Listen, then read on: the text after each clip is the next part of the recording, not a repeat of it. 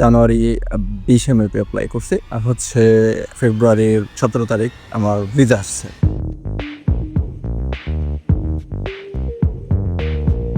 Congratulations ভাইয়া। তো ইউকের ভিসা হলো। জি। তো কেমন লাগছে ভাইয়া? আমাদের সাথে যদি একটু শেয়ার করতেন আপনার অভিজ্ঞতাগুলা।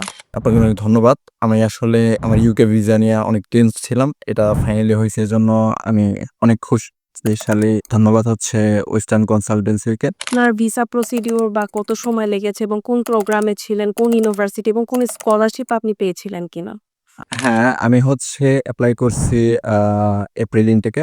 জানুয়ারি 20 মেতে এপ্লাই করছি। আর হচ্ছে ফেব্রুয়ারির 17 তারিখ আমার ভিসা আসছে। আর হচ্ছে আমি রিজেন্ট কলেজ লন্ডনে অ্যাপ্লিকেশন করছিলাম বিজনেস ম্যানেজমেন্ট কোর্সে। অ্যান্ড আমি একটা £৫,০০০ এর স্কলারশিপ পাই। Best of luck for your future. আশা করি সাবধানে যান।